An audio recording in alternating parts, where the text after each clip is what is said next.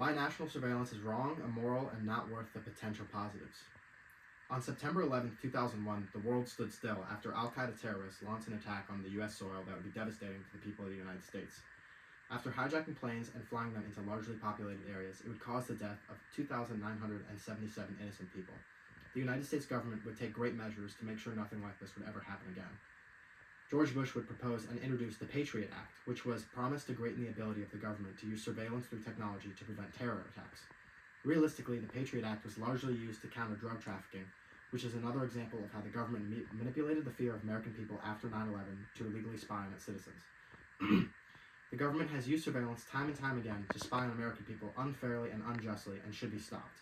With the rise of technology, we have to hold the government accountable to our own privacy. Here in America, we pride ourselves in personal freedom, yet we contradict that through the immoral techniques used by the government on its own people. When you are not a criminal and have done nothing illegal, it is not right to be watched on. Karen Davidson said it best, with privacy should be a right unless something is done that should arouse legitimate suspicion. Most social media platforms will obtain your personal information and will share it to other platforms. The United States government has been proven to buy your personal information, which is something that should be outlawed. Most people have outed TikTok as the scapegoat for selling and sharing your social media, but this is solely because TikTok is not an American company.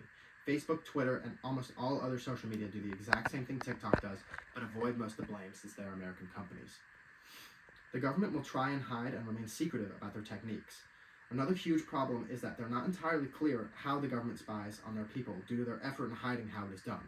In 2013, a man by the name of Edward Snowden was a government security worker who found out through his position that the government was illegally collecting data on its civilians, which it had previously denied. He went on to leak the classified documents showing the heinous and dishonest acts of the NSA was committing, and instead of being treated like a hero, he had to flee the country to Russia, and if he ever sets foot on this country again, he'll be taken to jail. According to AP News, during a public hearing in March 2013, Mr. Clapper was asked by Senator Ron Wyden if the NSA collects any type of data on millions or hundreds of millions of Americans.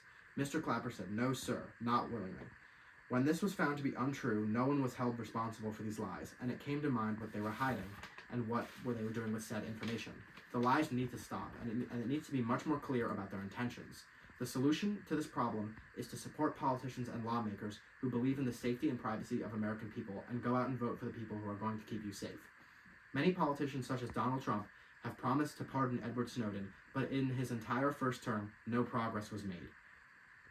Not only should you support politicians that value your safety, but hold them accountable and pressure the lawmakers above you to listen to protests of any form.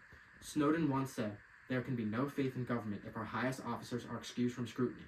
They should be setting the example of transparency." Another more specific solution is laws that are much more clear on when the government can view your online activity.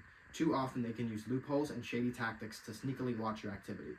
Section 702 shows how the government can use service providers to conduct warrantless searches on anyone, including foreign people outside the United States. This should be closed and reformed due to its vague terminology. The future of government surveillance isn't certain, but it is up to the civilians of the United States to decide how it will be. On one hand, citizens have been taking matters into their own hands, with many people installing VPNs, using safer browsers, and other measures to prevent their data from being shared, and as technology evolves, hopefully more countermeasures will be introduced to help people secure their privacy. On the other hand, as technology becomes more rampant every day, there's going to be new opportunities for people to be watched. New social media and new devices should be taken with extreme caution due to their freshness. With caution online and action taken against politicians, we can change the future of the government's unjust and dishonest surveillance against the people of the United States. Seeing what they did to Snowden was wrong after he outed the government for their spying on the United States people. We should all strive to keep ourselves and each other safe and secure online so our information isn't sold to others for profit.